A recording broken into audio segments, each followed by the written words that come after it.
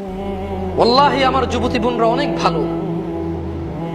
বলেছে জামশেদ ভাই, আমি গত 6 মাস থেকে ছেলের সাথে সম্পর্ক ছিন্ন করেছি। ও আমাকে ভয় দেখায়, আমার ছবি ইন্টারনেটে ছেড়ে দিবে, আমার ভয়েস রেকর্ড ইন্টারনেটে ছেড়ে দেবে, আমাকে বলে আমাকে বিয়ে, আমার অন্য জায়গায় বিয়ে হলে আমার স্বামীর কাছে এইসব তার সাথে সম্পর্কের কথা ফাঁস করে দেবে। আমি করবো কি? আমার আত্মহত্যা করতে মন চায়, কিন্তু তারপরে ওর সাথে কথা বলতে মন চায় না। আমার রব এটাকে হারাম করেছে। আমার যুবতী বোনরা এভাবে বলে। আফসোস, এদেশের বাবা মা তাদের বাচ্চাদেরকে অশ্লীলতা সম্পর্কে নলেজ দেয় না। আফসোস, এদেশের মায়েরা তাদের মেয়েদেরকে অশ্লীলতা সম্পর্কে নলেজ দেয় না।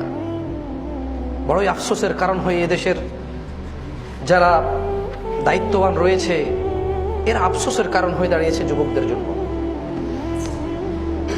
আপনি আমার কথাকে গুরুত্ব না দিলে আপনার আশপাশের যুবকদের সাথে কথা বলে দেখতে পারেন তারা অশ্লীলতাকে কত ভয় পায়, এবং আপনি ওদের সাথে কথা বলে দেখবেন যে 90%, আমি পার্সেন্টেজ বললে হয়তো ভুল হবে, হয়তো ওরাই আমার কাছে এসে বলে, তাই আমি পার্সেন্টেজ বললাম না, তবে আমি অধিকাংশ যুবক দেখেছি সবাই অশ্লীলতার সাথে জড়িত, এবং তারা আফসোস করে, উফ আফসোস, যদি 2 বছর আগে সংবাদ পেতাম এটা খারাপ, আফসোস যদি 5 বছর আগে জানতাম এটা অন্যায়, আফসোস যদি অমুক হাদিসটা 5 বছর আগে শুনতাম, আফসোস আমি আজকে আফসোসের কারণ হইতো না আমার,